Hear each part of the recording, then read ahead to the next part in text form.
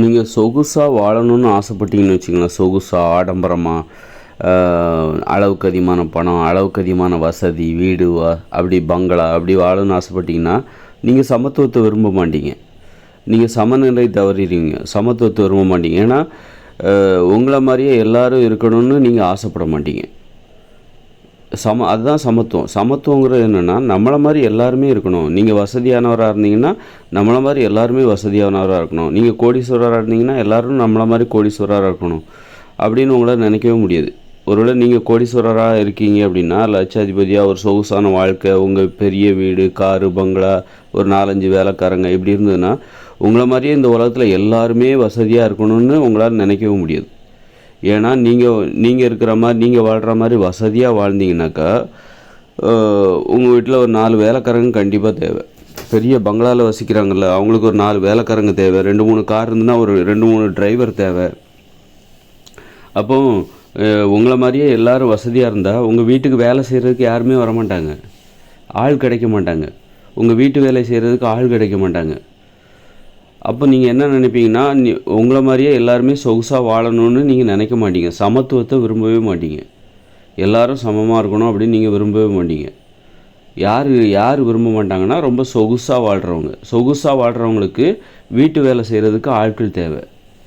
அப்போ வீட்டு வேலை செய்கிற ஆட்கள் கண்டிப்பாக கோடீஸ்வரராக இருக்க மாட்டாங்க. அவங்க ரொம்ப வறுமையில் இருந்தால் தான் அவங்க வீட்டு வேலை செய்கிற அளவுக்கு தள்ளப்படுவாங்க. ரொம்ப வறுமையில் இருக்கிறவங்க தான் வீட்டு வேலை செய்கிற நிலைக்கு தள்ளப்படுவாங்க. வீட்டு வேலை செய்யணும்னு யாருமே ஆசைப்பட மாட்டாங்க. எந்த ஒரு பெற்றோரும் தான் பிள்ளை வீட்டு வேலை செய்யணும்னு நினைக்க மாட்டாங்க. அல்லது யாருமே நான் போய் இன்னொரு வீட்டில் போய் சமைச்சு கொடுக்கணும், சட்டி பானை கழுவணும்னு நினைக்க மாட்டாங்க, துணி துவைச்சி போகணுன்னு நினைக்க மாட்டாங்க. ஆனால் அந்த மாதிரியான ஒரு வேலைக்கு ஏன் தள்ளப்படுறாங்கன்னா, வறுமையில் தான் தள்ளப்படுறாங்க. வறுமையால் பாதிக்கப்பட்டவங்க தான் இன்னொரு வீட்டில் போய் வேலை பார்க்குற நிலைமைக்கு தள்ளப்படுவாங்க. வேறு வழி இல்லை, நம்ம இந்த வேலையை செஞ்சு தான் ஆகணும் அப்படின்னு சொல்லிட்டு. அப்போது கோடீஸ்வரராக வாழ்கிறவங்களுக்கு இந்த மாதிரி வறுமையால் பாதிக்கப்பட்டவங்க இருக்காங்களா, அவங்க தேவைப்படுறாங்க. ஏன்னா அவங்க வீட்டு வேலைகளை செய்கிறதுக்கு இந்த மாதிரி வறுமையால் பாதிக்கப்பட்டவங்க தேவைப்படுகிறார்கள். வீட்டில் 4-5 துணி துவைக்கிறதுக்கு ஒரு ஆள், வீட்டெல்லாம் க்ளீன் பண்ணுறதுக்கு, தரையெல்லாம் துடைக்கிறதுக்கு ஒரு ஆள், அப்புறம் சமைக்கிறதுக்கு ஒரு 2-3 ஆள். இப்படி பார்த்திங்கன்னா பெரிய பங்களாவில் பார்த்திங்கன்னா 10-15 வீட்டு வேலைக்காரங்க இருப்பாங்க. அவங்கெல்லாம் வறுமையால் பாதிக்கப்பட்டவங்க தான் இந்த மாதிரி வீட்டு வேலை செய்கிறதுக்கு தயாராக இருப்பாங்க. இப்போ ரொம்ப கோடீஸ்வரங்க வீட்டில் தான் படித்தவங்கள வீட்டு வேலை செய்கிறவங்களா வச்சுப்பாங்க. ரொம்ப கோடீஸ்வர வீடுகளில் பார்த்திங்கன்னா அதாவது கேட்ரிங் முடித்தவங்க, சமையல் படிப்பு படித்தவங்கள சமையல் செய்கிறதுக்கு வச்சுப்பாங்க. அது மாதிரி வீட்டை சுத்தமாக வச்சுக்கிறதுக்குன்னு அதுக்குன்னு பணியாளர்கள் அவங்களாம் வச்சுப்பாங்க. அது கோடீஸ்வரங்க வீட்டில். பெரும்பாலும் ஒரு லட்சாதிபதி கண்டிப்பாக 2 வேலைக்காரங்க வச்சுருக்காங்கன்னா அவங்க வீட்டில் வேலை செய்கிறவங்க கண்டிப்பாக படித்தவங்களாக இருக்க மாட்டாங்க. படித்தவங்கள அவங்களால வேலை வைக்க முடியாது. ஏன்னா படித்தவங்களுக்கு அவ்வளோ சம்பளம் கொடுத்தாகணும். படித்த வீட்டு வேலைக்காரங்க இருக்காங்க. வீட்டு வேலை செய்வதில் படித்தவர்கள் இருக்கிறார்கள். படித்தவர்களை யார் நியமிப்பாங்கன்னா, கோடீஸ்வரங்க தான் படித்தவர்களை வீட்டு வேலை செய்வதற்கு நியமிப்பாங்க. நிறைய சம்பளம் கொடுப்பாங்க, 20-25,000 சம்பளம் கொடுப்பாங்க. அதே 2 வேலைக்காரங்க 2 பேரை வீட்டு வேலைக்கு வச்சுருப்பாங்க. 2 பேர், ஒருத்தர், அவ்வளோதான் அவங்களால வச்சுக்க முடியும். அவங்களுக்கு சம்பளம் கம்மியாக தான் கொடுக்க முடியும். 5,000, 4,000, 3,000 அப்படி கம்மியாக தான் கொடுக்க முடியும். அவங்கள கண்டிப்பாக படித்தவங்க யாரும் 4,000, 3,000 ரூபாய்க்கெலாம் ஒரு வீட்டு வேலைக்கு போக மாட்டாங்க. 25,000 கொடுத்தா வீட்டு வேலை செய்கிறதுக்கு இங்கே படித்தவங்க எல்லாருமே தயாராக தான் இருக்காங்க. ஏன் படித்தவங்க வீட்டு வேலை செய்கிறதுக்கு ஏன் மக்கள் தயாராக இருக்க மாட்டாங்கன்னா, அதில் சம்பளம் ரொம்ப கம்மி. அதுதான் 25,000 கொடுக்குறதா இருந்தால் யாரோட வீட்டு துணியும் துவைக்கிறதுக்கு இங்கே நிறைய பேர் வருவாங்க, புறப்பட்டு வந்துடுவாங்க. அது கோடீஸ்வரங்க வீட்டில் தான் 25,000 வீட்டு வேலை செய்கிறதுக்கு கொடுப்பாங்க. அது படித்தவங்கள தான் வேலைக்கு வச்சுப்பாங்க. படித்தவங்களுக்கு தான் சுத்தம்னா என்னன்னு தெரியும். படிக்காதவங்களுக்கு கண்டிப்பாக சுத்தம்னா என்னன்னு தெரியாது. தூய்மைன்னா என்ன, தூய்மையாக எப்படி சமைக்கிறது, தூய்மையாக எப்படி வீட்டை வச்சுக்கிறது அப்படிங்கிறது படித்தவங்களுக்கு தெரியும். அப்போ நிறைய சம்பளம் கொடுத்து படித்தவங்கள வீட்டு வேலைக்காரர்களாக வைத்துக்கொள்வார்கள் கோடீஸ்வரங்க வீட்டில். ஆனால் எல்லோரும் அப்போ பெரும்பாலானவர்கள் ஏழ்மையால் பாதிக்கப்பட்டவர்களை தான் வீட்டு வேலைக்கு வச்சுப்பாங்க. ஏன்னா அவங்க தான் குறைஞ்ச சம்பளத்துக்கு வருவாங்க. குறைஞ்ச சம்பளம் கொடுத்து அவங்கள வீட்டு வேலைக்கு வச்சுக்கிற நிலைமையில் தான் நிறைய பேர் இருக்காங்க. வீட்டு வேலை செய்பவர்களை நிறைய சம்பளத்துக்கு வச்சுக்க முடியாத நிலைமையில் தான் நிறைய பேர் இருக்காங்க. அதனால் இப்போ வந்து ஒரு கோடீஸ்வரனோ ஒரு லட்சாதிபதியோ நிறைய பணக்காரனோ நம்மளை மாதிரி எல்லோரும் இந்த உலகத்தில் இருக்கணும்னு நினைக்க மாட்டாங்க. ஏன்னா அவங்கள மாதிரி எல்லாருமே இந்த உலகத்தில் இருந்துட்டாங்கன்னா வீட்டு வேலை செய்கிறதுக்கு ஆள் கிடைக்க மாட்டாங்க. ஏன்னா எல்லாருமே வசதியானவங்களாக ஆகிட்டாங்கன்னா யார் வீட்டு வேலைக்கு வருவாங்க? கஷ்டப்பட்டவங்க தான் வீட்டு வேலைக்கு வருவாங்க. வீட்டு வேலை செய்கிறதுக்கு கஷ்டப்பட்டவங்க தான் வருவாங்க. அப்போது கஷ்டப்பட்டவங்க இருக்கிற வரைக்கும் தான் நீ சொகுசாக வாழ முடியும். பெரிய வீடு கட்டிட்டு 4-5 பேரை வீட்டு வேலைக்கு வச்சுட்டு வாழ முடியும். அதனால் சமத்துவத்தை விரும்புகிறவங்க கண்டிப்பாக பணக்காரங்களாக இருக்க முடியாது. பணக்காரங்களாக இருக்கிறவங்க சமத்துவத்தை விரும்ப முடியாது. ஆடம்பரமாக சொகுசாக வாழணும்னு நினைக்கிறவங்க நீ பணக்காரனாக வாழலை அல்லது சொகுசாக வாழலைன்னா கூட பரவாயில்ல, ஆனால் உனக்கு வாழணுங்கிற ஆசை இருந்ததுனாலே நீ சமத்துவத்தை விரும்ப மாட்ட. நீ ஏழையாக தான்ப்பா இருக்கிற, ஆனால் உனக்கு ஒரு ஆசை இருக்குது. என்னென்னா சொகுசாக வாழணும், காரு பங்களா அந்த மாதிரி வாழணும்னு ஒரு ஆசை உன் மனசில் இருந்தனாலே நீ கண்டிப்பாக வந்து சமத்துவத்தை விரும்ப மாட்ட. அப்போ யார் சமத்துவத்தை விரும்புவான்னா எளிமையாக வாழ்கிறாங்க பாருங்கள். அவங்கவுங்க வேலையை அவங்கவுங்களே செய்கிறாங்க பாருங்கள். சிறிய வீடு, போதுமான அளவுக்கு தேவையான அளவுக்கு மட்டும் ஒரு வீடு, அவங்கவுங்க வேலையை அவங்கவுங்க உணவை அவங்கவுங்களே சமைக்கணும். அவங்க தான் சமத்துவத்தை விரும்புவாங்க. அவங்கவுங்க துணியை அவங்கவுங்களே துவைக்கணும், அவங்கவுங்க உணவை அவங்கவுங்களே சமைக்கணும், அவங்கவுங்க இருப்பிடத்தை அவங்கவுங்கள தான் துடைக்கணும். அவங்க தான் சமத்துவத்தை விரும்புவாங்க. இன்னும் சொல்லப்போனால் சமத்துவம்னா என்னென்னா ஆணும் பெண்ணும் சமமாக இருக்கிறது தான் அதுதான் சமத்துவம். ஆணும் பெண்ணும் இப்போ வந்து சமத்துவம் அப்படின்னா பெண்களும் ஆண்களுக்கு நிகராக இருக்க வேண்டும் அப்படின்னு நினைக்கிற ஆண்கள் யாராக இருப்பாங்கன்னா அந்த ஆண்கள் வந்து தனது வேலையை தனது உணவை தானே சமைத்து கொள்ள வேண்டும், தனது ஆடையை தானே துவைத்து கொள்ள வேண்டும், தனது இருப்பிடத்தை தானே சுத்தமாக வச்சுக்கணும். அப்படி ஒரு பழக்கமுடைய ஆண் தான் பெண்களை சமமாக நினைப்பான். இப்போ வந்து ஒரு ஆண் இருக்கிறான், அவன் வீட்டில் உள்ள அவன் என்ன சொல்கிறான்னா, அவன் பொண்டாட்டியை வந்து நீ வீட்டில் உள்ள சமைக்கிற வேலையை பாரு, துணி துவைக்கிற வேலையை பாரு, நீ வெளியில் வேலைக்கு போகக்கூடாது அப்படின்னு நினைக்கிற ஒரு ஆண் வந்து எப்படி வந்து ஆணு பெண்ணும் சமத்துவமாக இருக்கணும்னு நினைப்பான்? ஏன்னா ஆணு பெண்ணும் சமத்துவமாக இருந்தால் வீட்டு வேலை செய்கிறத யார் பார்ப்பா? வீட்டில் உள்ள சாப்பாட்டை யார் சமைப்பா? வீட்டில் உள்ள துணியை யார் துவைப்பா? அப்படிங்கிற ஒரு கேள்வி வரும்ல. அதனால் ஒரு ஆண் வந்து அவன் துணியை அவனே துவைக்கணும், அவனுடைய உணவை அவனே சமைக்கணும், அவனுடைய இருப்பிடத்தை அவனே தூய்மை செய்யணும். அப்படி ஒரு பழக்கம் உடைய ஒரு ஆண் தான் ஒரு ஆணும் பெண்ணும் சமமாக இருக்கணும், சமத்துவத்தை விரும்புவான். ஆணும் பெண்ணும் சமமாக வாழ்கிற அந்த சமத்துவ நிலையை யார் விரும்புவான்னா தனது வேலையை தானே செய்து கொள்கிற ஒரு ஆண் தான் விரும்புவான். அது மாதிரி ஒரு பெண் தன்னுடைய வேலையை மட்டுமே செய்யணும், ஒரு ஆணின் வேலையும் சேர்த்து செஞ்சிட்ருக்கூடாது. புருஷனோட வேலை, பிள்ளைகளோட வேலை எல்லாத்தையும் இவளை எடுத்து செய்கிறான்னா இவளும் சமத்துவத்தை விரும்ப மாட்டா. இப்படிப்பட்ட பொம்பளையும் சமத்துவத்தை விரும்ப மாட்டாங்க. இவங்க 2 பேருமே நோய் கிருமிகள். அடுத்தவங்க வேலை செய்கிற பெண்கள் இருக்காங்கள்ல, அவங்கள நம்ம ரொம்ப கொண்டாடுவோம். எங்கள் அம்மா வந்து எங்கள் வீட்டில் உள்ள எல்லா வேலையும் செஞ்சுருவாங்க, அவங்க ரொம்ப நல்லவங்க. நாங்கள் வந்து தூங்கிக்கிட்டே இருப்பேன், எங்களுக்கு பெட் காப்பி எல்லாம் எடுத்து கொண்டு கொடுப்பாங்க. 7 மணிக்கு 8 மணிக்கு 7 மணிக்கு எந்திப்பேன், 8 மணிக்கு குளிச்சுட்டு வந்தால் எங்களுக்கு டிஃபன் ரெடி ஆகிடும் அப்படின்லாம் பேசுகிறாங்கல்ல. பெரிய புகழ்ந்து தூக்கி வச்சு இவங்க எல்லாருமே கிருமிகள். இந்த மாதிரி பெண்கள் எல்லாருமே கிருமிகள், சமத்துவத்தை விரும்பாத கிருமிகள். சமத்துவத்தை விரும்புகிறவங்க யாராக இருப்பாங்கன்னா அவங்கவுங்க வேலையை அவங்கவுங்களே செஞ்சுக்கிறவங்க மட்டும்தான் சமத்துவத்தை விரும்புவாங்க. இப்போ நான் விரும்புகிறேன்னா எனக்கு அந்த பழக்கம் இருக்குது, அதனால தான் எனக்கு அப்படி ஒரு உண்மையே வருது. அப்போ சமத்துவம்னா என்னன்னு எனக்கு தெரிய வருது. நானும் வந்து இல்லை இப்போ வீட்டில் உள்ள வேலைகளை பெண்கள் தான் செய்யணும் அப்படிங்கிற விஷயத்துக்கு நானும் அடிமையாக இருக்கேன், அதை நான் விரும்புகிறேன் அப்படின்னா எனக்கு சமத்துவம்னா என்னன்னு தெரியாது. நான் சமத்துவத்தை விரும்ப மாட்டேன். ஆணும் பெண்ணும் சமமாக இருக்கிறத நான் விரும்பவே மாட்டேன். ஆணும் பெண்ணும் சமமாக இருந்துட்டா அப்போ வீட்டில் சாப்பாடை யார் சமைக்கிறது, துணியை யார் துவைக்கிறது, வீட்டை யார் சுத்தம் பண்ணுறது அப்படின்னு நான் நினைக்க ஆரம்பிச்சிருவேன். அப்போ சமத்துவத்தை விரும்புகிற தகுதி யாருக்கு இருக்குன்னா அவங்கவுங்க வேலையை மட்டும்தான் அவங்கவுங்க செய்யணும். ஒரு பெண்கள்னால் அவங்க வேலையை மட்டும்தான் அவங்க செய்யணும். கணவனோட வேலையை அவங்க செய்கிறாங்கன்னு வச்சுக்கோங்க, அந்த பெண்கள் சமத்துவத்தை விரும்ப மாட்டாங்க. ஆணும் பெண்ணும் சமமாக இருக்கிறத அந்த பெண்கள் விரும்ப மாட்டாங்க. பெண்களுக்கு எதிரானவர்களாக நாம் அந்த பெண்ணை பார்க்கலாம்.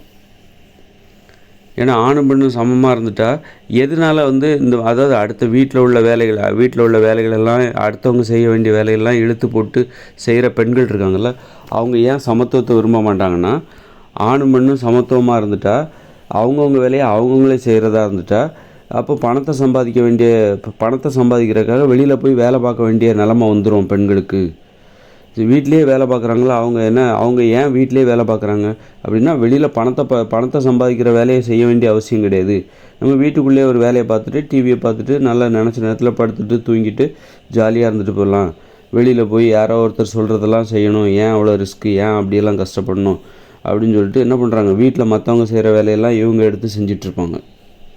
அப்போ இப்படிப்பட்ட பெண்கள் தங்களுடைய சுயநலத்துக்காகவும் குறுகிய மனப்பான்மை, இவங்களுடைய சௌகரியத்துக்காக என்ன பண்ணுறாங்க, வீட்டில் மற்றவங்களெல்லாம் சோம்பேறியாக்கி மற்றவங்க செய்கிற வேலையெல்லாம் இவங்க செஞ்சுக்கிட்டு, வீட்டிலே இவங்களுக்கு ஏதோ பெரிய வேலை இருக்கிறதா நினச்சிக்கிட்டு பெரிய வேலையை இவங்களாவே திட்டமிட்டு உருவாக்கி, நான் வீட்டில் வேலை பார்க்குறேன், வீட்டில் உள்ள வேலையெல்லாம் நான் பார்க்குறேன் அப்படின்னு சொல்லிட்டு அவங்க அந்த வேலையை பார்த்துட்ருக்கோம். வெளியில் வேலை பார்க்குறதுக்கு சோம்பேறித்தனப்பட்டுக்கிட்டு, வெளியில் வேலை பார்க்குறதுக்கு பயந்துக்கிட்டு, வெளியில் போய் வேலை பார்க்குற அந்த வேலையை பார்த்து பயந்துக்கிட்டு, வீட்டிலேயே இவங்க ஒரு வேலையை இல்லாத ஒரு வேலையை இவங்களாவே உருவாக்கி, வீட்டில் உள்ளவங்களெல்லாம் சோம்பேறியாக்கி, வீட்டில் உள்ளவங்களுக்கு நல்ல பண்புகள் ஏற்படாமல் செய்து, அதன் மூலம் இவங்க சௌகரியமாக வாழ ஆசைப்படுவாங்க. வீட்டில் இப்போ எல்லாரையும் வேலைக்கு அனுப்பிச்சிட்டு இவங்க நல்லா படுத்து தூங்கலாம், டிவி பார்க்கலாம், எப்போ விருப்பப்படுறாங்களோ அப்போ வேலை பார்த்துக்கலாம். ஆனால் வெளியில் போனால் அப்படி வேலை பார்க்க முடியுமா?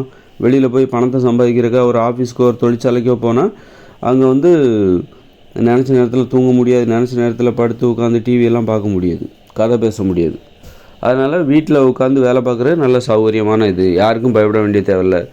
அவங்கவுங்க விருப்பப்படி சோறு சமைக்க வேண்டியது சாப்பிட வேண்டியது அப்படின்னு சொல்லிட்டு, அப்போ இப்படிப்பட்ட பெண்கள் சமத்துவத்தை விரும்ப மாட்டாங்க. ஏன்னா சமத்துவத்தை விரும்பினா அவங்கவுங்க வேலையை அவங்கவுங்க தான் செய்வாங்க, அடுத்தவங்க வேலையை செய்ய முடியாது. அப்போ வேறு வழியே இல்லாமல் வெளியில் வேலை பார்க்க வேண்டிய அவசியம் வந்துடும். பணத்தை சம்பாதிப்பதற்காக வெளியில் போய் நம்ம வேலை பார்க்க வேண்டிய அவசியம் வந்துடும். அவங்கவுங்க வேலையை அவங்கவுங்களே செஞ்சுட்டா வீட்டில் பெண்களுக்கு வேலை இல்லாமல் போயிடும். வீட்டில் பெண்களுக்கு வீட்டில் என்ன வேலை அப்படிங்கிற கேள்வி எழும்.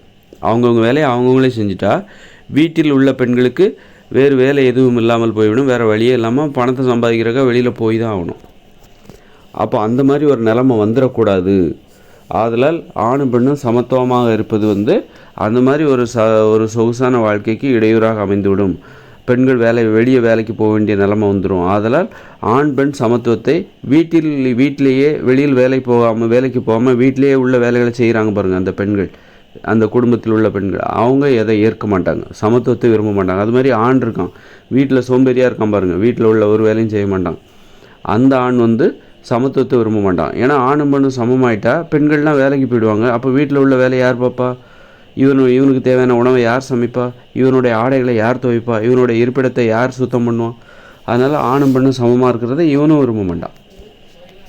அதனால் ஒரு சமத்துவம் என்பது யார் விரும்ப மாட்டாங்கன்னா, பொதுவாக சொகுசாக வாழ்கிறாங்க பாருங்கள், அவங்களும் விரும்ப மாட்டாங்க. இந்த ஆண் பெண் சமத்துவம் இதுவும் ஒரு சமத்துவம். மக்கள் எல்லாருமே சமமாக வாழணும். ஏழை பணக்காரன் அப்படிங்கிற வீட்டு வேலை செய்வதை தடை செய்யணும். அப்போ தான் இங்கே சமத்துவம் ஏற்படும். ஏன்னா வீட்டு வேலை செய்வதை தடை செய்து விட்டால் யாரும் பெரிய வீடு கட்ட மாட்டாங்க. பெரிய வீடு ஏன் கட்டுறாங்க, பங்களா மாதிரி ஏன் வீடு கட்டுறாங்க அப்படின்னா, வேலைக்காரர்களை நம்பி தான், வீட்டு வேலைக்காரங்கள் மேலே நம்பிக்கை வச்சு தான். ஏன்னா அதை வீட்டை பராமரிக்கணும், சுத்தம் பண்ணணும், வீட்டு தோட்டத்துக்கு தண்ணி பாய்ச்சணும், துணி துவைக்கணும், பெரிய பங்களா டைல்ஸு இதெல்லாம் தொடச்சி சுத்தமாக வச்சுக்கணுன்னா யாரை நம்பி அவ்வளோ பெரிய வீட்டை கட்டுறாங்கன்னா, வீட்டு வேலைக்கு ஆட்களை வைத்து கொள்ளலாம், அந்த நம்பிக்கையில் தான் அவங்க பெரிய வீட்டை கட்டுறாங்க. அப்போ வீட்டு வேலைக்கு ஆட்களை தடை செய்து விட்டால், வீட்டு வேலை செய்வதை தடை செய்து விட்டால், வீட்டு வேலை செய்கிறாங்கல்ல வேலைக்காரர்கள், அவர்களுக்கு தடை விதித்து விட்டால் யாருமே பெரிய வீடே கட்ட மாட்டாங்க. பெரிய வீடு கட்டினவங்கலாம் நிறைய ரூமை இழுத்து மூடிடுவாங்க. இப்போ பெரிய பங்களா வச்சுருக்காரு, இப்போ வீட்டு வேலைக்கு நீங்கள் தடை போடுறீங்க, வீட்டு வேலை செய்கிறவர்களுக்கு தடை அப்படின்னு ஒரு சட்டம் போட்டுருங்க. வீட்டு வேலைக்கு யாருக்கும் போகக்கூடாது, அடுத்தவங்க வீட்டில் உள்ள வேலையை செய்கிறதுக்கு யாருமே போகக்கூடாது, அவங்கவுங்க வேலையை அவங்கவுங்க தான் செய்யணும் அப்படின்னு ஒரு சட்டம் போட்டுட்டா, பெரிய பங்களாலாம் கட்டியிருக்காங்களா அவங்களாம் என்ன பண்ணுவாங்கன்னா, அவங்க வீட்டில் உள்ள தேவையில்லை அவங்க அதிகப்படியாக ரூமெல்லாம் பூட்டிடுவாங்க.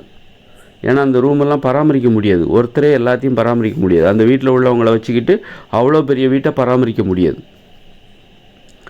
அதனால் என்ன பண்ணுவாங்க, தேவையில்லாத ரூமெல்லாம் பூட்டிடுவாங்க. இப்போ நம்ம அம்பானி பார்த்தா 100 கோடியில் 1000 கோடியிலே இன்னும் பெரிய வீடு கட்டியிருக்காரு பாம்பேயில். பெரிய சூப்பர் மார்க்கெட்லாம் இருக்குதான், உள்ள தியேட்டரு, சூப்பர் மார்க்கெட்டு. அங்கே 400-500 பேர் வேலை பார்க்குறாங்களாம், ஒரு வீட்டில் 400-500 பேர் வேலை பார்க்குறாங்களாம். அப்போ வீட்டு வேலைக்கு தடை அப்படின்னு போட்டால் என்னாகும், வீட்டு வேலைக்கு யாருமே போகக்கூடாது அப்படின்னு நம்ம தடை போட்டுட்டா என்னாகும் அப்படின்னா, அந்த அந்த அம்பானி வீட்டுக்கு யாருமே போக மாட்டாங்க வீட்டு வேலைக்கு. அப்போ என்ன பண்ணுவார் அப்படின்னா, அவருடைய வேலையை அவர் தான் செய்வார். அப்போ அவருக்கு தேவையான ரூம் மட்டும்தான் திறந்து பயன்படுத்திட்டு மற்ற ரூம் எல்லாத்தையும் பூட்டிடுவார். ஏன்னா அதெல்லாம் சுத்தம் பண்ண முடியாது, பராமரிக்க முடியாது, பராமரித்து பாதுகாக்க முடியாது. அதனால் நிறைய துணியெல்லாம் வாங்க மாட்டாங்க. அது யார் துவைச்சி சுத்தமாக வச்சுக்கிறது, அயன் பண்ணி யார் சுத்தமாக வச்சுக்கிறது? அதனால் அந்த மாதிரி ஆடம்பரமாக வாழவே மாட்டாங்க. சரி, அப்போது வீட்டு வேலை செய்வதற்கு தடை வைத்து விட்டால் அவர்களுக்கு வேறு வேலை என்ன கொடுக்கறது? கொடுக்கலாங்க, நிறைய வேலை கொடுக்கலாம். இப்போ வீட்டு வேலை செய்கிறவர்களுக்கு தடை விதித்து விட வேண்டும். இன்னொரு வீட்டில் போய் நீ வேலை பார்க்கக்கூடாது அப்படின்னு சொல்லிவிட்டு நம்ம தடை விதித்து விட்டால், அப்படி வீட்டு வேலை செய்கிறவங்க லட்சக்கணக்கான பேர் இருக்காங்க இந்த நாட்டில். தமிழ்நாட்டில் மட்டும் 2 லட்சம் பேர் கிட்ட 3 லட்சம் பேர் கூட இருப்பாங்க வீட்டு வேலை செய்து பிழைப்பவர்கள். அப்போ அவர்களுக்கு வேறு என்ன வேலை கொடுக்கலாம் அப்படின்னா, பள்ளிக்கூடங்களில் சத்துணவு பணியாளர்களாக போட்டுற வேண்டியதான். அரசு ஊழியர்களாக மாற்றிவிட வேண்டும், சத்துணவு ஊழியர்களாக. ஏன்னா நிறைய உணவு இப்போ பள்ளிக்கூடத்தில் உள்ள பசங்களுக்கு சத்தான உணவுகளை கொடுக்கணும். இங்கே சும்மா ஏமாற்றிட்டு இருக்காங்க. சத்துணவுங்கிற பேரில் மோசமான உணவுகளை பள்ளிக்கூடத்து பசங்களுக்கு கொடுக்குறாங்க. வெறும் மத்தியானம் மட்டும்தான் சாப்பாடு போடுறாங்க, அல்லது காலையில் போடுறாங்க, மத்தியானம். இப்போ தான் காலையில் போடுறாங்க, முன்னாடி மத்தியானம் மட்டும் போட்டாங்க. ஒரு வீட்டில் பசங்க இருக்காங்க அப்படின்னா, பெற்றோர்களோடு பசங்க இருக்காங்க அப்படின்னா எவ்வளோ சாப்பாடு சாப்பிடுவாங்க? சாப்பிட்டுக்கிட்டே இருப்பாங்க. அப்போது பள்ளிக்கூடத்தில் போகிறாங்க அப்படின்னா மத்தியானம் மட்டும்தான் சாப்பிட்றாங்க. காலையில் சாப்பிட்டு போனவங்க அதோட மத்தியானம் சாப்பிட்றாங்க. அப்புறம் வீட்டுக்கு 5 மணிக்கு வராங்க. இதுக்கு இடையில அவங்க சாப்பிட்றதை கொலை பட்டினி போட்டு கல்வி கற்றுக் கொடுக்குறாரு. அப்போது குழந்தைகளுக்கு வீட்டில் எவ்வளோ ஊட்டச்சத்து உணவுகள் அவங்க பெற்றோர்களால் கொடுக்கப்படுதோ அவ்வளோ ஊட்டச்சத்து உணவுகள் பள்ளியில் இருக்கும்போது கொடுக்கப்பட வேண்டும். ஏன் பள்ளிக்கூடத்தில் மாணவர்கள் ஆசிரியர்கள் சொன்னதை கேட்க மாட்டேங்கிறாங்க அப்படின்னா, ஆசிரியர்களை ஏன் எதிரியாக பார்க்குறாங்க அப்படின்னா, பள்ளிக்கூடத்தில் பசங்க கொத்தடிமைகளாக இருக்காங்க. அதாவது பசியோடு அவங்களுக்கு கல்வி கற்றுக் கொடுக்குறாரு. மத்தியானம் ஒரு வேளை சாப்பாடு போட்டால் மட்டும் போதுமா? காலையில் 8 மணிக்கு வீட்டிலேருந்து சாப்பிட்டு போகிறாங்க பசங்க. அத்தோட 12:30க்கு மத்தியானம் சாப்பாடு. அத்தோட வீட்டுக்கு 5 மணிக்கு வந்தால் தான் சாப்பாடு. இதுக்கிடையில் அவங்களுக்கு ஒரு இடைவேளையில் ஒரு நொறுக்கு தீனியோ அல்லது ஒரு டீயோ காஃபியோ அல்லது ஒரு பாலோ எதுவுமே கொடுக்குறது. ஒரு சுண்டல் கொடுக்கலாம். ஒரு மதிய இடைவேளையில் 3 மணிக்கு ஒரு சுண்டல் கொடுக்கலாம். காலையில் ஒரு 11 மணிக்கு ஒரு சுண்டல் ஏதாவது கொடுக்கலாம். சுண்டல், பருப்பு, பயிறு ஏதாவது கொடுக்கலாம். அந்த மாதிரி பால் கொடுக்கலாம், ஒரு டம்ளர் பால் கொடுக்கலாம். மத்தியானம் காலையில் ஒரு 11 மணிக்கு பால் கொடுக்கலாம். அது மாதிரி 3 மணிக்கும் சாயந்தரம் 3 மணிக்கும் ஏதாவது பால் ஏதோ ஒன்று கொடுக்கலாம். ஊட்டச்சத்து உணவுகள். அதாவது குழந்தைகளை உன் பிள்ளைகள்னா நீ விடுவியா? நீ இப்போ நான் முதலமைச்சரை பார்த்து கேட்குறேன், உன் பிள்ளைகள் பள்ளிக்கூடத்தில் இப்படி தான் படித்தாங்களா? காலையில் 9 மணிக்கு 8 மணிக்கு வீட்டிலேருந்து சாப்பிட்டு போன பசங்க அதோட 12:30க்கு சாப்பிட்டு சாயந்தரம் 5 மணிக்கு வீட்டுக்கு வந்தால் தான் சாப்பிடுவாங்களா உன் பசங்க? அப்படின்னா விடுவியா நீ? இல்லை வீட்டில் இருந்தால் நீ அப்படி தான் சாப்பாடு கொடுப்பியா பசங்களுக்கு? பசங்க வீட்டில் இருந்தாக்கா, பெற்றோர்களோடு இருந்தால் காலையில் 8 மணிக்கு நீங்கள் சாப்பாடு போடுறீங்க, காலை உணவு. அத்தோட 12:30க்கு தான் சாப்பாடு போடுவீங்களா? இதுக்கிடையில் எதுவுமே கொடுக்க மாட்டிங்களா? அத்தோட சாயந்தரம் 5 மணிக்கு மேலே தான் சாப்பாடு போடுவீங்களா? இடையில எந்த உணவு கேட்டாலும் கொடுக்க மாட்டிங்களா? அப்போ வீட்டில் இருந்தால் உங்கள் பிள்ளைகளை மட்டும் நல்லா பார்த்துக்கிறீங்க. அப்போ அதே பிள்ளைங்க தானே அவங்க பள்ளிக்கூடத்துக்கு போனாலும் நல்லா பார்த்துக்கணும் தானே?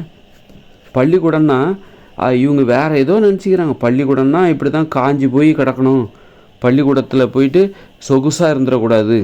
அதாவது சொகுசாக இல்லை, ஊட்டச்சத்து உணவுகள்லாம் சாப்பிட்றக்கூடாது, நிறைய உணவுகள்லாம் கொடுத்துடக்கூடாது. மத்தியானம் ஏதோ கடமைக்கு நாங்கள் சத்துணவு போடுறோம், முட்டை போட்டு ஏதோ ஒரு உணவு போட்டு விட்டால் கடமை முடிஞ்சுது.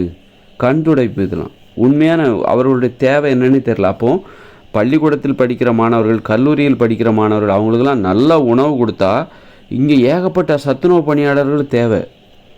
இந்த தமிழ்நாட்டில் மட்டும் ஒரு 5 லட்சம் 10 லட்சம் ஒரு 5 லட்சம் சத்துணவு பணியாளர்கள் தேவை. அப்போ இந்த வீட்டு வேலைக்கு தடை விதித்து விட்டு அவர்களை எல்லாத்தையும் சத்துணவு பணியாளர்களாக மாற்றிவிட வேண்டும். அப்போ அவங்களுக்கு இங்கே வேலை தயாராக தான் இருக்குது. அரசு ஊழியர்களாக மாற்றிவிட வேண்டும். மாற்றிவிட்டால் அவங்களுக்கு அதிக கஷ்டமும் கிடையாது. வேலை செஞ்சோமா வீட்டுக்கு வந்தோமா ஒரு அரசு பணியாளர்கள் பாதுகாப்பாக வாழ்க்கை உணர்வார்கள். அதனால் மாற்று பணி நிறைய இருக்குது. இந்த மாதிரி தேவையில்லாத வேலை, வீட்டு வேலை செய்வதெல்லாம் அது அந்த மாதிரி மக்களை சொகுசாக வாழ விடக்கூடாது. எல்லாரும் அந்த ஒற்றுமை உணர்வு வராது. எல்லாரும் நம்மளை மாதிரி இருக்கணும் அப்படின்னு நினைக்கிறவங்க தான் ஒற்றுமையை விரும்புவாங்க. எல்லாரும் நம்மளை மாதிரி வாழணும்னு யார் நினைப்பான்னா எளிதாக வாழ்கிறாங்க பாருங்கள். அவங்கவுங்க வேலையை அவங்கவுங்களே செய்கிறாங்க பாருங்கள். வீட்டில் அவங்கவுங்க உணவை அவங்கவுங்களே சமைக்கிறவங்க தான் அவங்கவுங்க ஆடைகளை அவங்கவுங்களே துவைக்கணும்.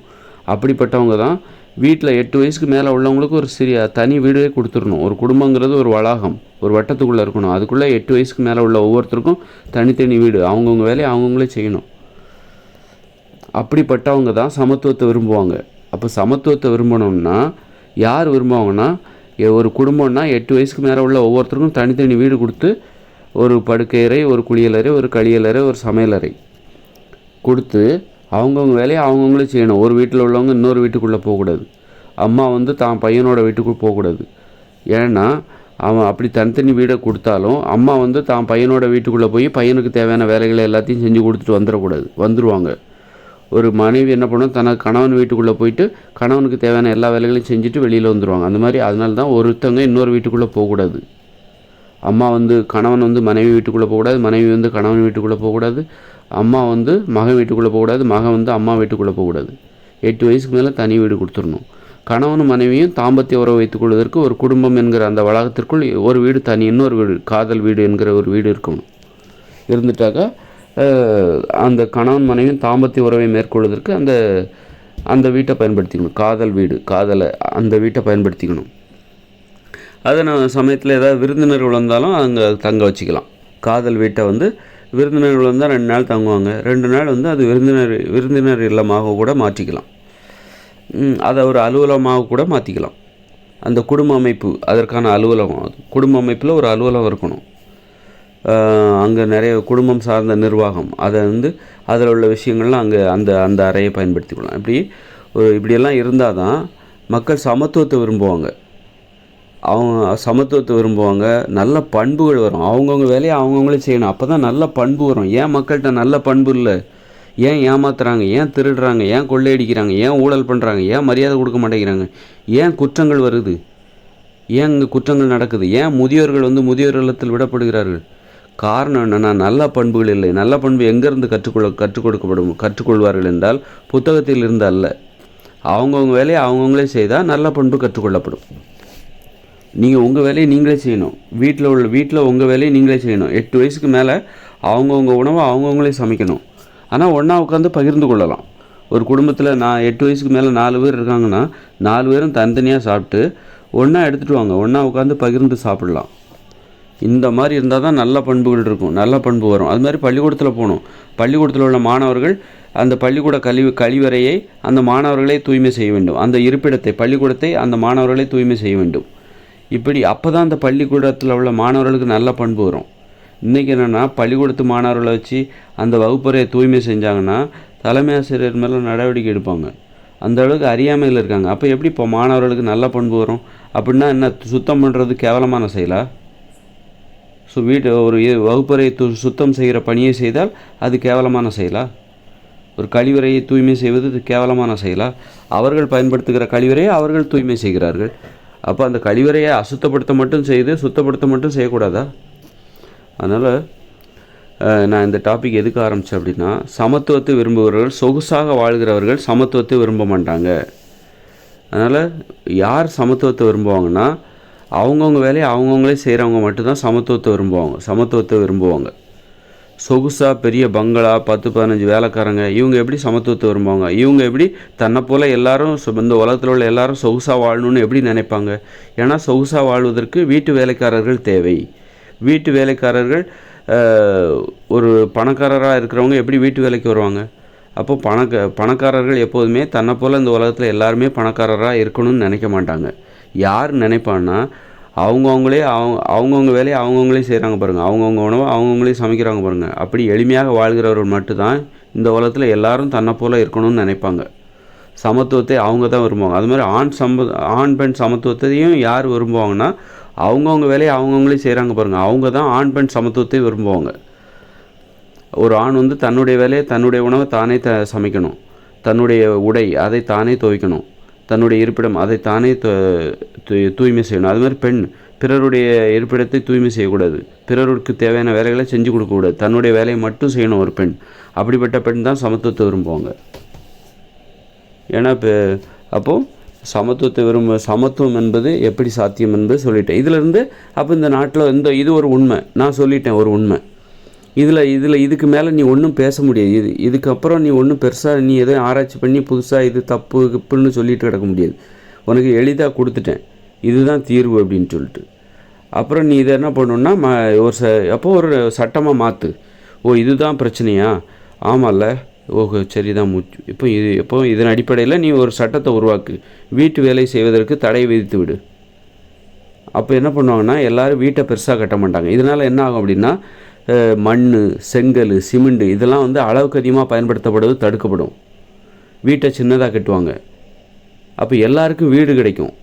வீடு ஏன் சிலருக்கு கிடைக்க மாட்டேங்குது, சிலருக்கு ஏன் வாடகை வீட்டில் இருக்காங்க, சிலர் ஏன் குடிசை வீட்டில் இருக்காங்கன்னா, நிறைய பேர் பணக்காரங்களாக பெரிய பங்களாக்களை கட்டி வசிக்கிறதுனால சிலருக்கு வீடு இல்லாமல் போகுது, வீடு கிடைக்காமல் போகுது. இப்போ எல்லாருமே என்ன பண்ணுவாங்க, சின்ன சின்ன வீடாக கட்ட ஆரம்பிச்சிடும். அவங்கவுங்க வேலையை அவங்கவுங்களே செய்யணும் அப்படின்னா பெரிய வீடு யாரும் கட்ட மாட்டாங்க. ஏன்னா வீட்டு வேலைக்காரர்களுக்கு நம்ம தடை விதித்து விட்டால் பெரிய வீடு யாரும் கட்ட மாட்டாங்க. எல்லாருமே அவர்களுக்கு தேவையான வீடை மட்டும் தான் கட்டுவாங்க. ஒரு வீடுனா இப்படி தான் இருக்கணும் அப்படின்னு சொல்லி அரசாங்கமே அதன் வடிவமைப்பை வெளியிட்டு விட வேண்டும். ஒரு வீட்டு பிளானை அந்த டிசைன், ஒரு டிராயிங், அதை ஒரு வீட்டின் வடிவமைப்பு இப்படித்தான் இருக்க வேண்டும், இதை மீறினால் தண்டனை அப்படின்னு சொல்லி ஒரு வீட்டு பிளானை போட்டுருணும். இதை பின்பற்றி தான் உங்கள் வீடு கட்டப்பட வேண்டும் அப்படின்னு சொல்லிட்டு பெருசாவோ வித்தியாசமாவோலாம் கட்டக்கூடாது, ஒரே மாதிரி இருக்கணும். இப்போ காக்காவோட கூடு எல்லா கூடும் ஒரே மாதிரி தானே இருக்குது. ஒரு குருவியோட கூடு எல்லா கூடும் ஒரே மாதிரி தானே இருக்குது. தூக்கணாங்குருவியோட கூடு எல்லா கூடும் ஒரே மாதிரி தானே இருக்குது. அதே மாதிரி மனுஷங்களோட வீடும் ஒரே மாதிரி தான் இருக்கணும். அப்படி பண்ணிட்டா என்னாகும், இந்த வீடு யாரும் பெருசாக கட்ட மாட்டாங்க, அளவுக்கு அதிகமாக பெருசாக அதனால் வீடு சின்ன சின்னதாக கட்டுவாங்க. தேவையான அளவு மட்டும்தான், அரசாங்கம் என்ன சொல்லியிருக்கோ அதை தான் கட்டுவாங்க. அதனால் வீடு இல்லாதவங்க கூட கட்டுவாங்க. வீடு இல்லாதவங்க அரசாங்கமே கட்டி கொடுத்துடலாம். மாதம் வாடகை 1000 ரூபா வாங்கிக்கலாம். அரசாங்கமே, நீ எதுக்குப்பா நீ வீடு கட்டுற, நாங்களே கட்டி கொடுத்துட்றோம், நீ மாதம் 1000 ரூபா எங்ககிட்ட கொடுத்துரு, கவர்மெண்ட்டை கொடுத்துரு. அதனால் இதில் கவர்மெண்ட்டுக்கு பெருசாக இழப்பும் கிடையாது, வருமானம் வந்துடுது. மாதம் இங்கே இந்த எவ்வளோ, ஒரு 2 கோடி குடும்பம் இருக்குமா தமிழ்நாட்டில்? 2 கோடி குடும்பம் இருக்குதுன்னு வச்சுக்கோங்க. அப்போ 2 கோடி வீடு இருக்குதுன்னு வச்சுக்கோங்க. வீடு தமிழ்நாடே கட்டி கொடுக்குது அப்படின்னா, ஒவ்வொரு வீட்டிலேருந்தும் மாதம் 1000 ரூபா வாடகை வருது அப்படின்னா 2 கோடி இன்று 1000, அது எத்தனைன்னு சொல்லுங்கள், எனக்கு தெரில. அப்போ அவ்வளோ வருமானம் மாதம் கவர்மெண்ட்டுக்கு வந்துடும். அப்போ வீடு கட்டணுங்கிற ப்ரெஷர் யாருக்குமே இல்லை. ஐயோ வீட்டை கட்டணுங்கிற கவலையும் இல்லை, கவர்மெண்ட்டே கட்டி கொடுத்துருது. வாழ்க்கை ரொம்ப ஈஸி. கல்வி இலவசம், கல்விக்கு கட்டணம் தேவையில்லை, மருத்துவத்துக்கு கட்டணம் தேவையில்லை, வீடு கட்டுவதற்கு பணம் சம்பாதிக்கணுங்கிற அவசியம் இல்லை, எல்லாமே கவர்மெண்ட் கொடுத்துருது. அப்படின்னா வாழ்க்கை எளிதாக போச்சுல்ல. அதுமாரி ஆடம்பரமாக கல்யாணத்தை நடத்தக்கூடாது, சடங்குகளை ஆடம்பரமாக நடத்தக்கூடாது. ஒரு கல்யாணம்னா அதில் அதிகபட்சம் 50 பேர் தான் இருக்கணும். இப்படிலாம் சட்டம் போட்டுட்டா வாழ்க்கை எளிதாக போச்சுப்பா. அப்புறம் வாழ்க்கையில் என்ன வேலை? மகிழ்ச்சியாக வாழ்கிறது தான் வேலை. உனக்கு கவலையே இல்லையே. பிள்ளைகளை படிக்க வைக்கணும், மருத்துவ செலவுக்கு பணம் சேர்க்கணும், கல்யாணம் பண்ணுறதுக்கு பணத்தை சேர்த்து வைக்கணும், இந்த கவலையெல்லாம் பிரச்சனை. அப்போ எல்லாத்துக்கும் இப்போ உனக்கு பிரச்சனையே இல்லையே. ஏன்னா கல்யாணத்தை ஆடம்பரமாக நடத்தக்கூடாது, ஒரு தேவையற்ற சடங்குகளை நடத்தக்கூடாது, ஒரு ஃபங்க்ஷன்னா அதில் 50 பேத்துக்கு மேலே கலந்துக்கக்கூடாது. அது மாதிரி வீடை கட்டி கொடுத்துட்றீங்க, கல்வியை கட்டணம் இல்லாமல் கொடுத்துறீங்க, மருத்துவத்தை கட்டணம் இல்லாமல் கொடுத்துட்றீங்க. ஒரு கோர்ட்டுக்கு ஒரு பிரச்சனைன்னு ஒரு கோர்ட்டுக்கு போனால் அங்கே வழக்கறிஞருக்கு கட்டணம் கொடுக்க வேண்டிய தேவையில்லை. வழக்கறிஞர்கள் அனைவரும் அரசு வழக்கறிஞர்களாக இருக்க வேண்டும். இப்படிலாம் பண்ணிட்டா மக்கள் எளிதாக வாழ்வாங்க, சம்பாதிப்பாங்க, ஜாலியாக இருப்பாங்க. அப்புறம் என்ன மக்களுக்கு வேலை? மக்களுக்கு என்ன கவலை? மகிழ்ச்சியாக வாழ்வது பற்றி தான் கவலைப்படுவார்கள். இப்போ என்னென்னா, மக்களுக்கு மகிழ்ச்சியாக வாழ்வதை பற்றி, ஆடுறது பற்றி, பாடுறது பற்றி எல்லாம் கவலை இல்லை.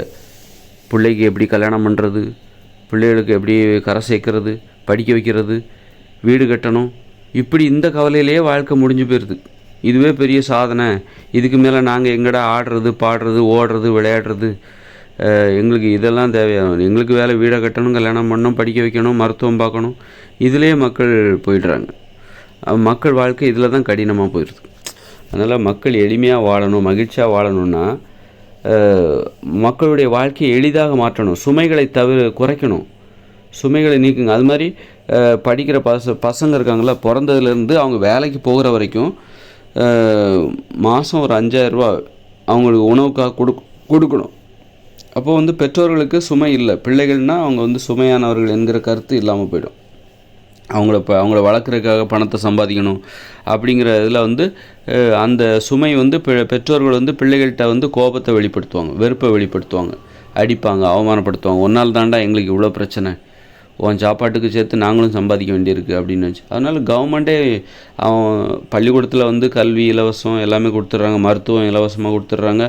அப்புறம் பள்ளிக்கூடத்தில் நல்ல சாப்பாடு, பள்ளிக்கூடத்தில் இருக்கும்போது நல்ல சாப்பாடு கொடுக்குறாங்க. அதுமாதிரி வீட்டுக்கு வந்த பிறகு அந்த அந்த பிள்ளைகளுக்கு வந்து கவர்மெண்ட் ஒவ்வொரு பிள்ளைகளுக்கும் மாதம் ஒரு அவங்க வயசுக்கு தகுந்த மாதிரி ஒரு ஊதியத்தை கொடுத்துடணும். படிக்கிறதுக்கு ஊதியம் கொடுக்கணும். ஏன்னா படித்து முடிச்சுட்டு நாளைக்கு ஒரு வேலைக்கு தான் போகிறாங்க. அப்போ வேலை செஞ்சால் மட்டும் சம்பளம் கொடுக்குறீங்க, அப்புறம் அந்த வேலையை கற்றுக்கும் போது மட்டும் சம்பளம் கொடுக்க மாட்டிங்களா? அப்போ அதுவும் கொடுக்கணும்ல. படிக்கிறவங்க படிக்கும்போது அவங்களுக்கு சம்பளம் கொடுக்கணும். அப்போ தான் அவங்க வந்து அந்த படிப்புக்கு தகுந்த அந்த படிப்பை ஒழுங்காக படிப்பாங்க. ஏன் இன்றைக்கி படிக்க மாட்டேங்கிறாங்க அப்படின்னா, நீங்கள் சம்பளம் கொடுக்காமலே அவங்கள வேலை வாங்குறீங்க. அதனால தான் அவங்க படிக்க மாட்டேங்கிறாங்க. ஏன் படிக்க மாட்டேங்கிறாங்க? உலகம் முழுக்க இந்த படிக்க மாட்டேங்கிறாங்க அப்படிங்கிற பிரச்சனை இருக்க தான் செய்யுது. ஏன்னா நீங்கள் அவங்களுக்கு சம்பளமே கொடுக்கறதில்ல. சம்பளம் கொடுக்காம ஒரு வேலையை வாங்குறீங்க. அப்போ ஒரு கொத்தடிமையாக பார்க்குறீங்க. அடிமைத்தனம்னா என்ன? கொத்தடிமைனா என்ன? கூலி கொடுக்காம வேலை வாங்குறது தான் கொத்தடிமை. அப்போ மாணாக்கர்களை நீங்கள் கொத்தடிமைகளாக பார்க்குறீங்க. சம்பளம் கொடுக்கணும். அப்போ தான் என்ன பண்ணுவாங்க, சம்பளத்துக்கு தகுந்த மாதிரி வேலை பார்க்கணும். ஒழுங்காக படிக்கலை அப்படின்னா சம்பளத்தில் கொஞ்சம் குறைக்கும்.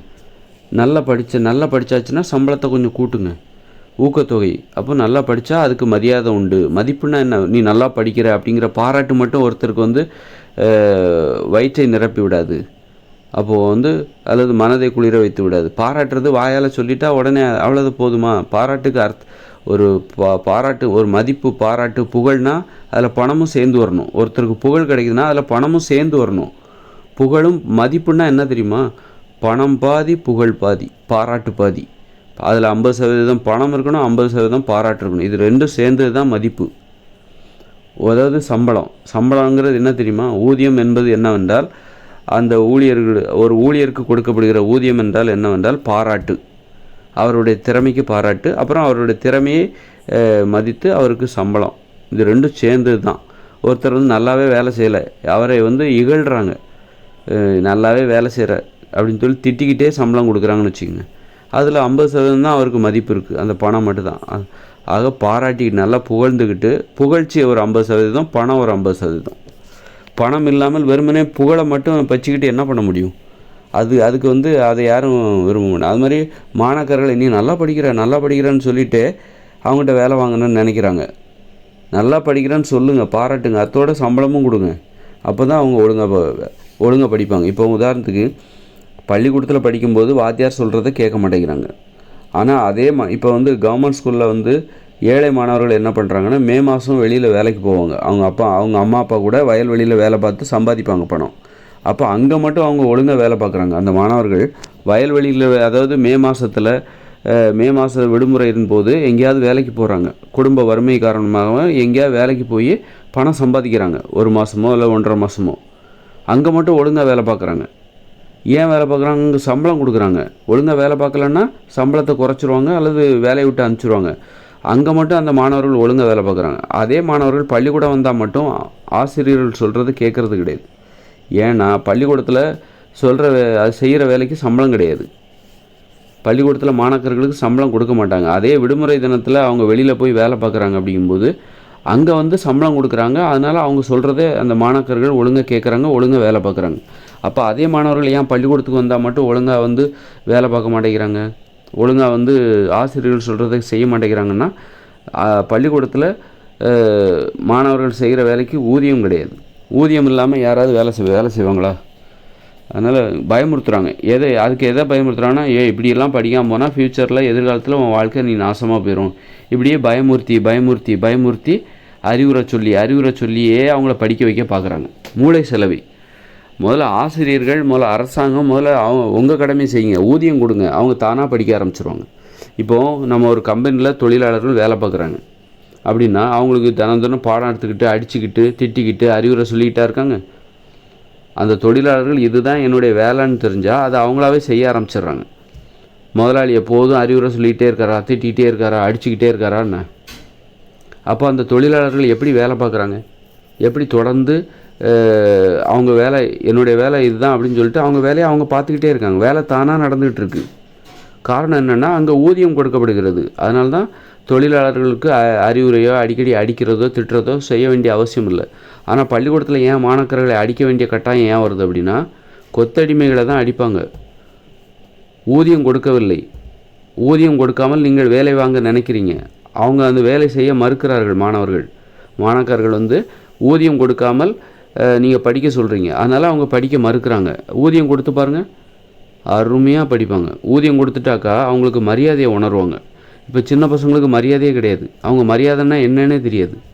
காரணம் என்னென்னா, எப்போ ஒருத்தர் மரியாதையை உணர்றாங்கன்னா சம்பாதிக்கும் போது தான், பணத்தை சம்பாதிக்கும் போது தான் மரியாதைன்னா என்னன்னு உணர்வாங்க. வாழ்க்கையில் படித்து முடித்து என்ன தான் படித்து முடித்து ஃபஸ்ட் கிளாஸில் படித்து முடித்தாலும் மரியாதையை எப்போ உணர்வாங்கன்னா, உண்மையான மரியாதையை அந்த வேலைக்கு போய் சம்பாதிச்சு அந்த சம்பளத்தை கையில் வாங்கும்போது தான் அந்த மரியாதை அப்படிங்கிறத மற்றவங்க பார்வையில் பார்ப்பாங்க. வீட்டில் உள்ளவங்களே மதிப்பாங்க. சம்பாதிக்கிற வரைக்கும் வீட்டில் உள்ள பசங்களை பெற்றோர்கள் அடிப்பாங்க. ஆனால் சம்பாதித்த உடனே இந்த பெற்றோர்கள் அடிக்கிறதை நிறுத்திடுவாங்க. அந்த சம்பாத்தியங்கிறது அவ்வளோ பெரிய பாதுகாப்பை கொடுக்குது, மரியாதையை கொடுக்குது. அப்போது இந்த சம்பாத்தியத்தை சின்ன வயசுலேயே படிக்கும்போதே கொடுத்துட்டாக்கா, படிக்கிறதுக்கு சம்பளம் கொடுத்துட்டா அந்த மாணவர்களை யாருமே அடிக்க முடியாது. ஏன் மாணவர்கள் அடிக்கிறாங்க? அவங்கள வந்து தண்ட சோறு மாதிரி பார்க்குறாங்க. இவங்க அவங்களுக்கு செலவு செய்கிறத ஒரு தண்டமாக நினைக்கிறாங்க, வீண் செலவாக நினைக்கிறாங்க. அதனால தான் மாணவர்களை அடிக்கிறாங்க. அவங்களுக்கே சம்பளம், கவர்மெண்ட் சம்பளம் கொடுக்குதுன்னு வைங்க, அப்போ வந்து அவங்கள பார்த்தாலே மரியாதை வந்துடும். அந்த பொறுப்பானவர்களாக இருப்பாங்க. நம்ம சின்ன பசங்கன்னா அவங்களுக்கு பொறுப்பு கிடையாதுன்னு நினைக்கிறோம். காரணம், அவங்களுக்கு பொறுப்பு இல்லாமல் இருப்பதுக்கு காரணமே நாம தான். அவங்களுக்கு சம்பளம் கொடுக்காம வச்சுருக்கோம். சம்பளம் கொடுத்துட்டா அந்த பொறுப்பு வந்துடும் அவங்களுக்கு. எப்படி நீங்கள் கொடுத்து பாருங்கள், ஒரு பரிசோதனை பண்ணி பாருங்கள். நான் சொல்கிற ஒரு நடைமுறையை நீங்கள் பரிசோதனை பண்ணி பாருங்கள். ஏதாவது ஒரு பள்ளியில் அங்குள்ள மாணவர்களுக்கு சம்பளம் கொடுத்து அவங்கள படிக்க வச்சு பாருங்கள். அவங்க எப்படி படிக்கிறாங்க அப்படிங்கிறத மட்டும் நல்லா பாருங்கள். நல்லா படித்தா அதுக்கு ஏற்றாப்புல சம்பளம் கொடுங்க. ஒருத்தர் படிக்கலையா, சம்பளத்தை கொஞ்சம் குறைச்சிருங்க. அப்போது நல்லா படிக்கணும்னு நினைப்பார். மேலும் மேலும் நல்லா படித்து சம்பளத்தை அதிகமாக வாங்கணும் அப்படின்னு நினைப்பார். இதை வந்து ஒரு பரிசோதனை பண்ணி பாருங்கள். உடனே இந்த காதில் வாங்கி அந்த காதில் விட்டுறது அப்படி இருக்காது. ஒரு இது பார்த்தா உண்மைகளை தேடணும். உண்மைகளை தேடி, நான் இப்போ ஒரு உண்மையை சொல்கிறேன் அப்படின்னா, அடாடா அரிதான ஒரு விஷயமா இருக்கே, அதை உடனே நடைமுறைப்படுத்தி பார்ப்போம், என்ன தான் மாற்றம் வருது அப்படின்னு நினைக்கணும். இந்த உண்மைகள் வந்து யாருக்கு பிடிக்காதுன்னா, மூட நம்பிக்கை உடையவர்களுக்கு பிடிக்கவே பிடிக்காது. இந்த மாதிரிலாம் சொன்னாக்கா இந்த மூட நம்பிக்கை உடையவர்கள், அவங்க ஆட்சி கூட செய்வாங்க, ஆட்சியாளர்களாக கூட இருப்பாங்க, அவங்களுக்குலாம் இதெல்லாம் பிடிக்காது. போயா வேலைக்கு ஆகுது இவர் பேசுகிறதுலாம் வந்து அப்படி சொல்லிட்டு தான் இப்படி நிறைய பேர் ஐடியா சொல்லுவாங்க. அது எல்லாத்தையும் இந்த முட்டாள்கள், மூட நம்பிக்கையை, இந்த ஆட்சியாளர்கள் இருப்பாங்க பாருங்கள், முட்டாள்களாக இருக்கிற ஆட்சியாளர்கள் இந்த காதில் வாங்கிட்டு அந்த காதிலே வாங்க மாட்டாங்க. அது அவங்க காதிலே உழாது, உரைக்காது, அது உணரவே முடியாது. அதில் உள்ள உண்மையே உணர முடியாது. அதனால் அறிவுடையவர்கள் தான் உணர முடியும். அறிவுடையவர்கள் ஆட்சி பீடத்தில் அறிவுடையவர்கள் இல்லையே, அதுதான் அங்கே எல்லாம் ரவுடிகளும் முட்டாள்களும் தான் கூடியிருக்காங்க. அதனால தான் நல்ல விஷயம் எதுவுமே நடக்க மாட்டேங்குது. அதனால் வந்து சமத்துவம்னு ஆரம்பித்து நம்ம எங்கெல்லாம் பார்ப்போம். சமத்துவம்னா என்ன?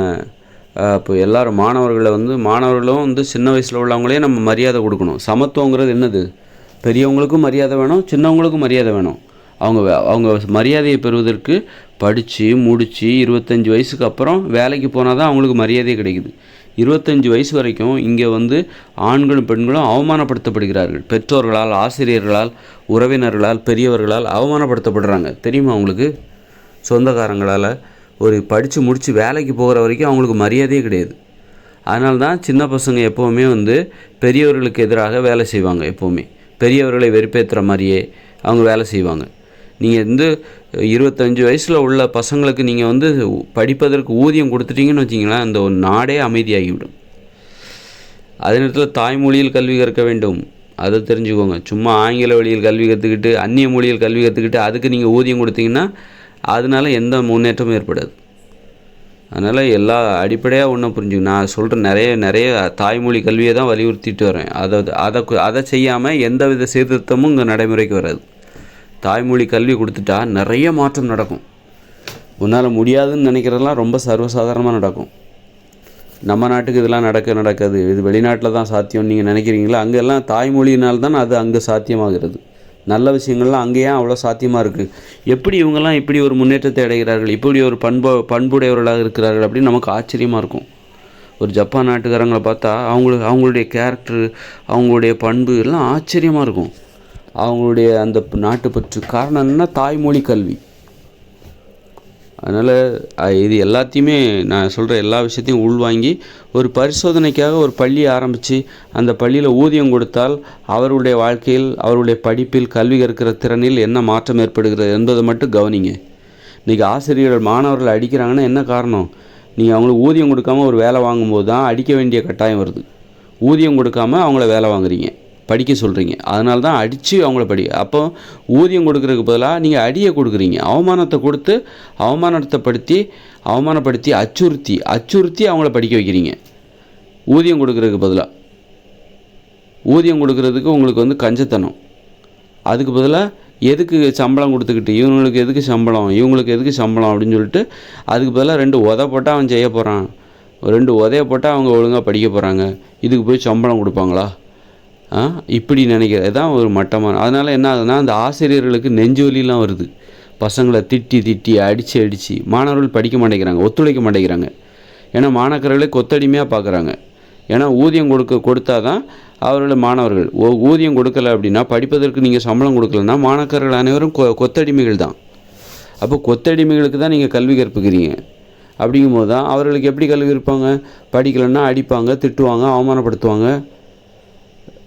அப்போது அவமானப்படுத்தி ஊதியம் கொடுப்பதற்கு பதிலாக நீங்கள் அவர்களை அவமானப்படுத்துகிறீர்கள், அச்சுறுத்தி படிக்க வைக்கிறீங்க. ஒழுங்காக படி, இல்லைன்னா பிச்சிருவேன், எரிஞ்சிருவேன், அவ்வளோதான், உனக்கு மாடு தான் மேய்க்க போ அப்படின்னு சொல்லி திட்டி அவமானப்படுத்தி படிக்க வைக்கிறீங்க. அதுக்கு பதிலாக ஊதியம் கொடுத்துருங்க, அவன் தானாகவே படிப்பாங்க. சின்ன வயசு பசங்களுக்கு இவ்வளோ திறமையா? பெரியவங்கெல்லாம் தோற்றுருவாங்க. இன்றைக்கி பெரியவங்களுக்கு ஏன் சோம்பேறித்தனம் தெரியுமா? பெரியவங்களுக்கு நிறைய பேருக்கு சோம்பேறித்தனம் வேலையில். காரணம் என்னென்னா, இந்த சின்னவங்க எல்லாருமே சோம்பேறியாக இருக்காங்க. அதாவது இந்த படிக்கிற பசங்கள்லாம் பார்த்திங்கன்னா இவங்கெல்லாம் சோம்பேறியாக இருக்கிறதுனால அவங்கள போல் நாமளும் இருக்கணும் அப்படிங்கிற ஆசை பெரியவங்களுக்கும் வந்துடுது. இந்த படிக்கிற பசங்க, சின்ன வீட்டில் உள்ள யாருமே சொல்கிற பேச்சு கேட்குறதே இல்லை. அப்போ இதை பார்க்குற பெரியவங்களுக்கு நாமளும் அவங்கள மாதிரி இருக்கலாமே, நாம் மட்டும் ஏன் பொறுப்பை தலையில் தூக்கி வச்சுக்கணும் அப்படின்னு சொல்லிட்டு இந்த பெரியவங்க என்ன பண்ணுறாங்க, சின்னவங்க மாதிரியே வாழணும்னு ஆசைப்பட்றாங்க. அப்போ நம்ம என்ன பண்ணோன்னா, இந்த சின்ன மாணாக்கர்கள் இருக்காங்களே, இவங்களை படிக்கிறதுக்கு நம்ம சம்பளம் கொடுத்துடணும் மாணாக்கர்களுக்கு. அப்படி கொடுத்துட்டா என்ன ஆகும் அப்படின்னா, அவங்க பொறுப்பாக வேலை பார்ப்பாங்க, பொறுப்பாக படிப்பாங்க, போட்டி போட்டுட்டு படிப்பாங்க. இந்த பெரியவர்கள்லாம் இதை பார்த்துட்டு மிரண்டுருவாங்க. வேலைக்கு போகிறாங்க பார்த்தீங்களா, பெரியவர்கள், பெற்றோர்கள், ஆசிரியர் எல்லாம் மிரண்டுருவாங்க. அப்போ இவங்ககிட்ட தோற்றுறக்கூடாது. இந்த இளைய தலைமுறை பள்ளிக்கூடத்தில் படிக்கிறவங்க, கல்லூரியில் படிக்கிறவங்க, அது சம்பளம் கொடுத்து படிக்க வைக்கிறீங்கள, அவங்கக்கிட்ட தோற்றுறக்கூடாது அப்படின்னு சொல்லிட்டு பெரியவங்க யாரும் சோம்பேறியாக இருக்க மாட்டாங்க. நல்லா சுறுசுறுப்பாக உழைப்பாங்க, போட்டி போடுவாங்க. ஏன்னா சோம்பேறியாக இருந்தால் இந்த சின்ன பசங்கள்கிட்ட தோற்று போயிடுவோம். இப்போ பெரியவர்கள் ஏன் சோம்பேறியாக இருக்காங்கன்னா, சின்ன பசங்க எல்லாருமே சோம்பேறியாக இருக்காங்க, முட்டாள்களாக இருக்காங்க. இப்போ சின்ன பசங்களை பற்றின பயம் பெரியவர்களுக்கு இல்லை. சின்ன பசங்க பெரியவர்களை தோற்கடிப்பதற்கான வாய்ப்பே இல்லை. பெரியவர்களை சின்ன பசங்களால் தோற்கடிக்க முடியாது.